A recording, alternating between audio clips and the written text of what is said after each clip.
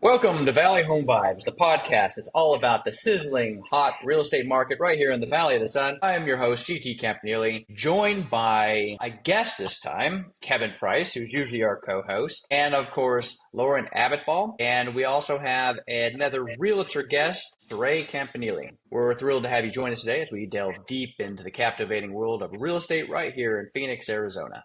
Today, we're discussing the role of the realtor in today's market. So I'm going to lead off with a general question for the realtors in the room. In general, what value do you see with residential real estate realtors in today's market in light of a lot of the things that have been going on? So for instance, we have a higher interest rate environment.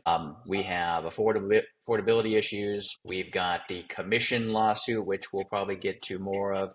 In general, though, what value do residential real estate agents provide? Kevin, did you want to take that? Yeah, so residential real estate provides a lot of value to the transaction. For one thing, they know a lot of local businesses. Say you need a handyman or a pool guy or a landscaper. They can help you out with that sort of knowledge. They also can help you out with what's going on in the neighborhood. Does it have a lot of parks? Does it have a community pool? They give you kind of an overview of the area that you are looking in, and then can help with more specific needs that you may have as you move through the process. That I like to tell my clients, okay, there's a lot of moving parts when you're buying a home because there's a lot of paperwork, just like lawyers, right? Everybody know the law, but you're not going to go to court without a lawyer. You're going to need someone to represent you. So everybody think they could easily go buy a property without a realtor, right? But again, I always tell my clients, you want to lawyer up. Anything you say can and will be used, to get a better deal to negotiations. And I use it a lot of time. And I don't let my clients talk to the realtor. I don't let my clients talk to the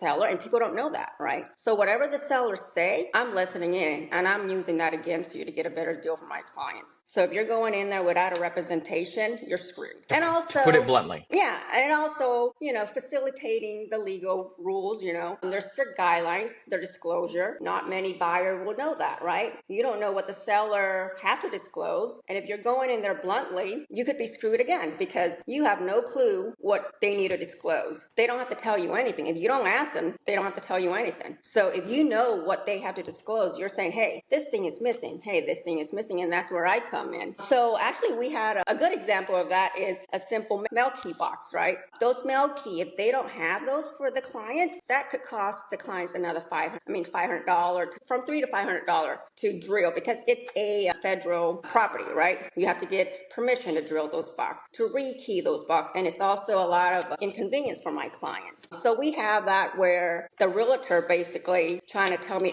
we don't have that keys, you go ahead and deal with it. My clients, okay. I'm like, no, we don't have to deal with that, you deal with it. So without a realtor, look at all the little things that you don't even think about. So I add that onto the contract. So those are the little things that buyer wouldn't know, right? That's just for the buyer side. They wouldn't know to add those keys. It's just the little things like that. So that's why a realtor could benefit you. It's a little thing that you don't see. And like they said, the devil is in the detail, right? So basically, a lot of people these days, and since we're kind of, I think, leaning towards this with this commission lawsuit, which is on everybody's mind, a lot of buyers are going to say, hooray, I don't have to pay, maybe a realtor to go find a home. And sellers are also saying, hooray, I don't have to cut into my equity and pay that, right, for the buyer. But these days, most buyers probably do their research on Zillow and Redfin, and they've already identified homes. But that's really just tip of the iceberg in terms of value. It sounds like, with Saray's example, if you don't have representation of somebody who knows the pitfalls and the risks involved with negotiating with the other side, you could be in trouble, right? You could be paying a lot more money out of pocket on these small things that might be overlooked, such as, I would have never guessed a mail key. I would just say, oh yeah, sure, I'll go get that rekeyed, or I'll go to the HOA and get it. But it's actually a lot bigger headache than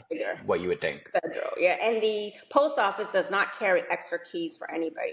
So imagine if they carry extra keys for everybody that have a post office box, right? They don't have a master key. Yes, so that's really bad. And also, just to, if you overlook all these, rules and regulations that are state rules, right? It's a guideline. It's strict rule. It could cost you a lot of money financially down the road. So do you rather pay me now and save the headache, or do you want to go down the road and cost you a lot more money? And maybe there's some legal stuff that's going to get you into bigger trouble, right? So as a realtor, I do this a long time. I see everything. I know especially the paperwork, right? You don't know what paperwork you need. So let's imagine a buyer right now, they don't want to pay the commission. They're going in there without a realtor. How are they writing their contract? Are they going to use the seller's agent to write the contract for them? Remember, the seller's agent is for the seller, not for you. So everything So is to be in the best interest of the seller. So that's a big one, right? Is this, knowing the risks and the pitfalls during the negotiating process. So buyer's agent particularly, and of course the seller's agent, the listing agent, they provide negotiating skills. They bring a valuable negotiating skill set to the table for both parties. What else is the realtor bringing to the table, in 2020, and in the general sense? So I'll just kind of maybe prompt you guys. Does the psychology of going through the process still have any value, or it's not an easy process? It's an emotional roller coaster. Is that something you guys have seen where your buyers or sellers lean on you, or do they not care? My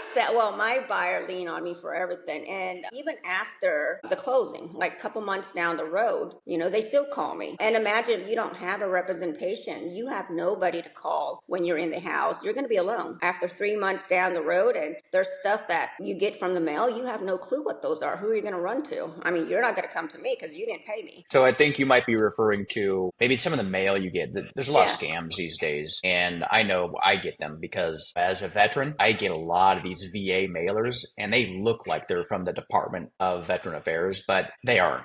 On closer inspection, it's a lot of scammy stuff, and they want you to go with them for whatever it may be, insurance or refinance, or, Kevin, I know you're also a veteran. Do you get these sorts of mailers as well? Oh, yeah, I get those all the time, and you really do have to look closely. The way I do it is if I haven't personally reached out to anybody, it's going straight into the shredder because I know it's garbage and they're just trying to get me to spend money somehow that I really don't want to do. So, but like you said, they do look very official. They look like legit pieces of mail. They even have like last notice sometimes stamped on it. They're sneaky and they know what they're doing. But yeah, if I And a haven't, realtor would help out with, I mean, if you don't oh, know, you don't know. And a realtor is going to absolutely. be able to at least say, hey, just toss it, because that is Mhm. probably a scam. Yeah, and that's probably just a good thing to give someone a heads up on. Be like, hey, in a few weeks, month or two, you're going to start seeing a lot of mail that looks official. If you have any questions, let me know, or just take your time reading through the documents as they come in, because it most Because it could likely be is. official, right? Some of it Yes, may there be will be official, right? some. Yeah, right away you'll have some, but as that 2 3 month mark, 6 month mark, then it's more trying to get you to refinance or some other um, product that they're trying to sell to you. I've seen a lot So of mortgage protection, of pretty much to cover their mortgages. So they get a lot of those after the purchase. Because people buy their leads, right? Hey, they just bought a home. mm, They're gonna be looking for whatever new windows, new window treatments, blinds. It could be life insurance, right? The mortgage protection. So they get slammed with all these mails. yeah, I do. I think I get them on a daily Mhm. basis, in fact. So we've got negotiating skills that a realtor provides. We've got just general information on, whether you're going to be scammed or not, right? On pieces of mail that is official or unofficial, just being informed. And what else can you guys think of that a realtor is bringing to the table in 2020? Pricing expertise, right? So we know pricing. We know what the house should be or should not be, right? So a lot of people would feel like, okay, the market is going to be crashing soon. We shouldn't be paying this much for this much. So with a realtor, we do the comps, right? We know what to look for. We understand, hey, let's do 3 months sales record and 1 mile radius. So we know where to start. So hey, if there's not 1 mile radius, let's move 2 mile radius. So other people, normal buyer wouldn't do that, or normal seller wouldn't do that. They would be overpricing their house, where their house is going to be over on the market for way too long, right? Or underpricing, where they could be getting a lot more money for it, but you know what? They just shortchanged themselves. So, and a lot of them, they would say, hey, I went to Zillow and I looked at this. Well, Zillow is not updating their thing. If you look at Zillow, the comps that they're using like 6 to a year out. So we know real estate, it could change within weeks, right? So 6 months to a year out, that's way too big of a gap to pull the comps. There's no way. We know last year, my house worth probably, a lot more than what it's worth now. So that's a super good one. I think this is called a CMA, right? A comparative market analysis. Is that right? When you go out Yes. there and you kind of price the comps out, the comparables as we call them, and you're providing that report to the client, in this case, the seller or the buyer. And your loan officer can also help here too, because he may have access to some reports. I use a place called House Canary, and they provide some excellent reports. Kevin, I think I've sent them to both Kevin and Saray before, and do you guys find those comparable reports useful when I do you're talking like to the those, client? the decline or the increase analysis. So not as much as I look at the pricing. So because I usually do my own comps anyway, but I actually like to use the Canary report that you sent me to just kind of like gauge, like, hey, that's the price, that exactly what I got to. Just almost like a proof, like, hey, I got the same thing that you said, or not much closer or whatever. But what I really like the most about the Canary report is the decline analysis. So I like to look at that a lot, because I actually use those for negotiating. Like, hey, this house is going to be declining in a month or 2 months from now, highly declining the percentage. So they actually give you the percentage of the decline rate. So that's good to use for negotiation. That's quite a bit of value, right? We've got negotiating skills, which is probably a high value item. You've got kind of this, managing and setting expectations in terms of, emotions and what to expect even after the close in terms of what kind of information or mail you're going to be receiving. And then, of course, another high value one is providing this comparable market analysis and the pricing that the market is going to tolerate, right? Whether you're selling or buying. Um, the traditional real estate transaction model is going through some disruption right now. And we've seen this before, like when a lot of the tech companies like Zillow and Redfin obviously provide a lot of value in terms of access and knowing what's out there. But now that the commission structure may see some change, do you guys feel that the model is going to change drastically, or is it going to be incremental? How is that going to look over the coming years? I think that there will be a change that will be implemented soon, but I don't think it's going to be as drastic of a change as what everybody is thinking it's going to be. Because I saw something the other day where you can't advertise the commissions, but that doesn't mean you can't give commissions still to the other side. So it's not like they're completely going away. They're just being presented in a different manner. So you could still talk to the other agent and be like, hey, are you guys offering something? Or you can use that as a negotiation tactic as well. There will be some changes to the way that business is conducted, but I don't think it's going to be really as drastic as what some of the early thinking is right now. I agree with Kevin. However, I feel like the seller probably less likely is willing to give the commission now. So as a realtor, if you're the seller's agent, I think you're going to have to work harder to negotiate, say, hey, we got to give something to or explain the reason why. Where before it's almost like a acceptable thing it's expected, right? But now it's not expected. If I'm selling the house and I know that because they're not educating, they're just seeing all these news. They're like, whoa, I'm selling a house and I don't have to pay commissions. And then you, Kevin, come and tell me that I have to pay commission to the buyer agent. Hell no, you're right. Why do I have to pay him, right? So you as the seller's agents, you're going to have to work a lot harder and explain to them the reason why, and they're going to try to get out of paying commissions. And so meaning, yeah, we could go ahead and increase the price on the house to cover it, but at the same time, you know what? What if it doesn't appraise? So what happened to the commissions for the buyer's agents, right? So that's what I see the change is going to be. It's going to be a lot harder for both sides. Not not much for the seller's agents, but for the buyer's agents, it could be, hey, you know what? You're going to have to pay me a flat fee. So if the seller doesn't pay, you're going to have to pay. So as the buyer's agents, you're going to have to really rethink on how you're going to charge yourself, which I already thought about this. So I think it's not a commission. So I already told people, hey, you know what? I'm not going to be charging commissions. I'm going to be charging a service fee, just like a lawyer, right? You get 10 houses to look with me, and I'm charging upfront fee. So if the deals, yeah.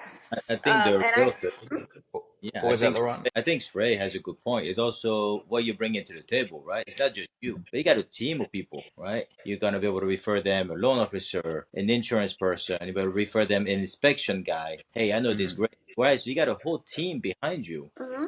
They can't get on their own, right? So exactly. you really have, like you said, people have to understand you're getting a package here, and there's multiple steps into buying a home. And That's what Kevin said at the beginning, huh, Laurent? Yeah. Kevin had mentioned that the realtor is going to know the pest control guy. He's going to know maybe the insurance guy. He's going to know the loan officer. That's a lot of value because you're going to have to go hunt for all those connections. And if you don't have them, it's a lot of work. That's right. Well, so I guess you could explain to them, hey, you could take months and try to learn everything that I already know. And why going in deep into weeds when you already know someone that can do the job for you and basically could save you, the heartaches, the financial consequences that you might have to pay. I mean, you can go ahead and read Google all you want, but are you going to cross your finger and hope that you cross your T's and dot your I's and it's not going to come bite you in the future if you miss something?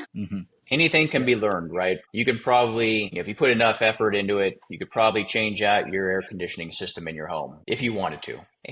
But it's going to be a lot of work and a lot of research, a lot of YouTube videos you're watching after work to figure it out. When it might be just best to pay the contractor because he can get in there in like a day and give you an entirely new AC system. And you may not have to pay for all your mistakes if you were a do-it-yourselfer. Let's face it, an AC system is kind of complicated. And unless you know what you're doing, you could be asking for more trouble. I think it's the same, with, anything out there. If you don't know what you're doing, you could be costing yourself time and money. And it's just better to go hire a professional, if you don't have a lot of time and money.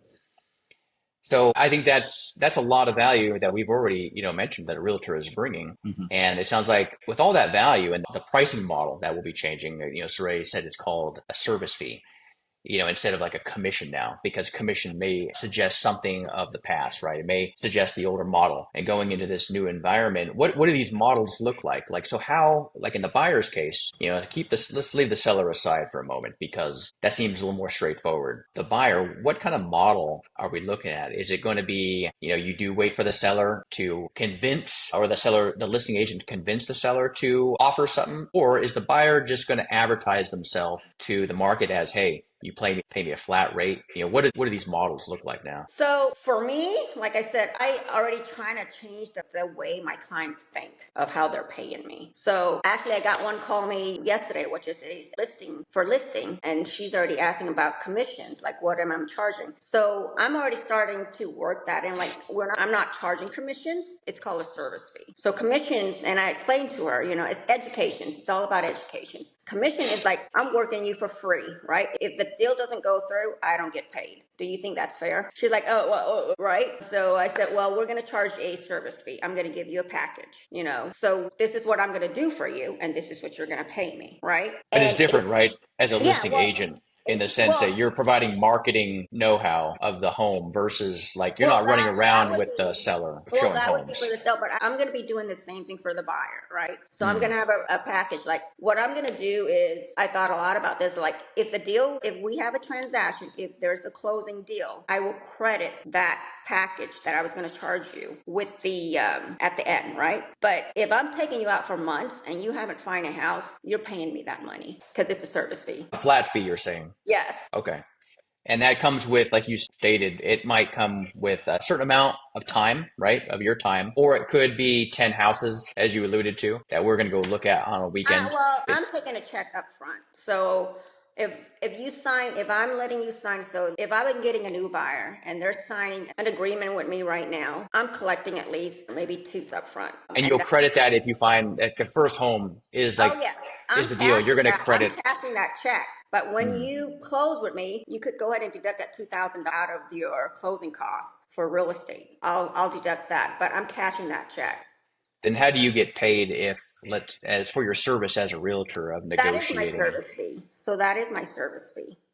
So let's say if the seller is, let's say if I negotiate a commission for me and the seller is paying me for whatever, right? Okay, I will credit that I see. toward their closing cost. This is you're assuming if the seller is going to pay you out of the equity of the home, Mm-hmm. like the traditional model. Yes. Okay, got it. So it And if sounds like they're there's a lot not, you can well, do and here with. if they're not, I'm still charging that, right? Like, let's say, hey, I'm charging two, right? But I'm taking $2,000 up front, right? So if the seller pays for it, great. The sellers pay for it, and I'll go ahead and deduct that $2,000 to your closing cost. However, if the seller doesn't pay for it, the buyer is going to pay me $2,900, and again, I'll deduct that $2,000 that I just charged you up front out of your service fee. So no matter what, it's going to be credited off of it. Got it.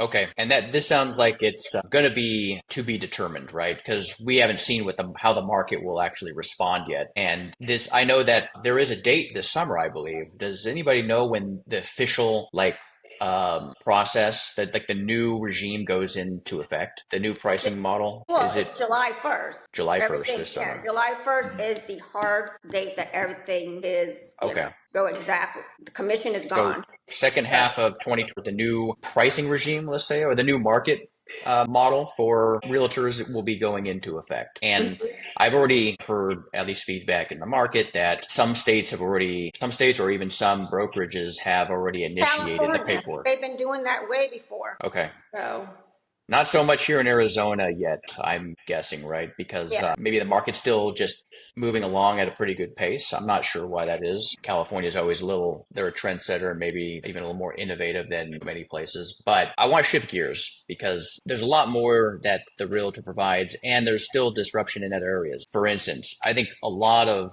consumers, buyers and sellers these days might go to Redfin, Zillow, Homes.com, and they're looking at the homes in the neighborhood. If you're selling, right? What did they sell for? Or if you're a buyer, it's easy to get on there with the app, drive around even to an area you like, and then just see what's there, right? So finding a home is not hard, but is a realtor provide value there? Even the old adage of the realtor opens the door. Is there any value to the realtor knowing a particular locale and opening doors anymore, or saying, "Hey, I know a great home down the street," even though you may be able to find that off of Zillow? Is that something you guys find buyers or sellers come to you for? I thought we already answered that because that's the same thing, right? If you're buying a house from Zillow, you're not being represented. You're basically go onto the portal, you fill out your information using their applications or using their agreement. So that's what you're doing, right? So when you're buying Redfin house, Zillow house, you're actually logging into their portal. You're using their sales agreement, and their sales agreements are designed to protect Zillow. They're not designed to protect you, the buyer. So if you have a realtor, I'm using my sales agreement. I'm not using Zillow's sales agreement. And my sales agreement is fair. It's basically protecting you as the buyer and also being fair to the seller, Okay. So there's verbiage in there that Zillow is not going to put in there. So how about then as an advisor, there's filters you can use to search for homes on, say, Zillow or Redfin. But once you talk to your client, do you ever say, "Hey, you're kind of looking in at the wrong home here based on your situation and what you told me"? And do you ever find that you need to look at a different type of house, if they've got a couple kids and they've got maybe even an in-law or multi-generational family living under the same roof, and you say, "Well, I know a house that has, the right setup just for you," and you're not looking at the right home. Is that still value that the realtor provides? Did you want to take that, Kevin? Well, yeah, sure. Thank you. Absolutely. Because if you use these portals, you're basically just going out there unprotected, exposed to any and all sorts of unforeseen things. It's similar to buying a used car. I mean, once you leave the lot, that's yours and all the problems that come with it. And then the realtor is able to point things out. Hey, this doesn't quite look right. This paint is discolored, or maybe this is a noisy area on certain weekends and you want a quiet area, or maybe the traffic. There's a whole bunch of things that just picking a house off Zillow on a very sunny, quiet day doesn't reflect real life. Now, Zillow is great to go window shopping and kind of get an idea, but you're just going out there unprotected, and there is nobody in your corner to help you through the process. So what I'm hearing here is the realtor is providing tremendous value still in 2024 in light of Absolutely. technology disruption and legal disruption, price and the pricing model, right?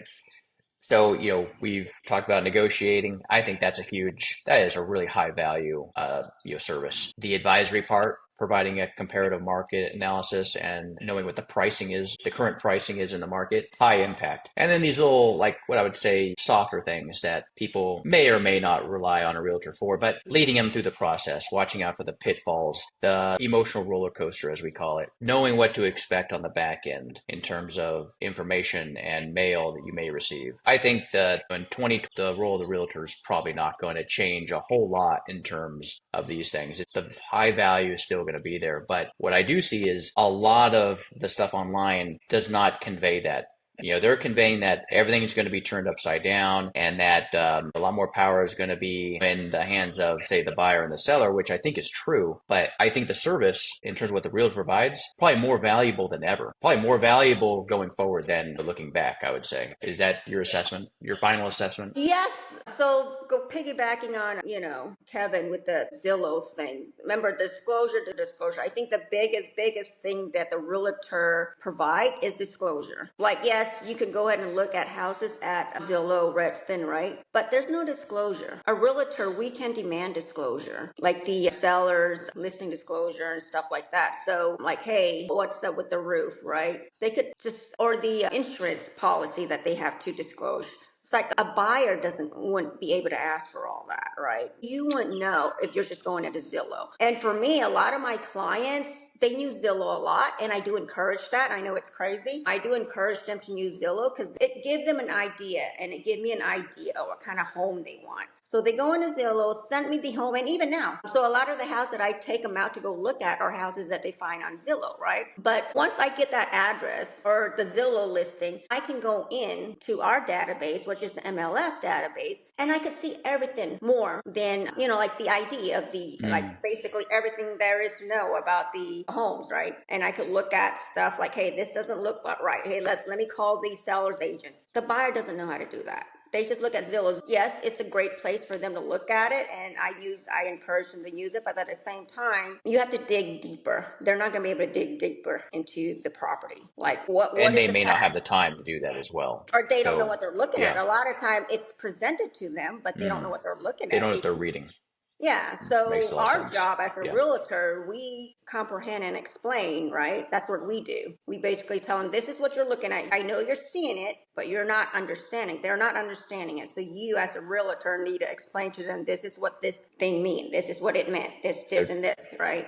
so teaching and advisory. I think that kind of falls under Education. that educating the buyer and the seller. And finally, I would say this is also, I think, a high impact value is the realtor brings that team that you may not have access to or you may not have in your pocket at the time, like the insurance agent, the loan officer, the pest control guy, or the inspector, right? There's a lot of other folks that might be involved here, with any given transaction. I have a question for you guys. Is mold or moisture a big issue in Arizona? Have you found that? So that's funny that you mentioned that. So my clients, my first clients actually bought a house with mold. So they did the inspection, and so they did the general inspection. Remember, general inspection does not do mold. They don't do mold inspection, and mold inspection is extra, right? And he cannot even advise mold inspections. So she lived in there for, gosh, was it a couple months, and her walls start falling apart and there was mold in the Yeesh. wall. But that was part of her insurance policy. So we got her insurance policy that, and I told her, so that's another thing with realtor. We told her, hey, you know what? This house is an old house. And of course there's package, right? You pick a package, what you want, whatever. So luckily she picked a package with mold, and that was her home But, warranty. So her home warranty actually covered that.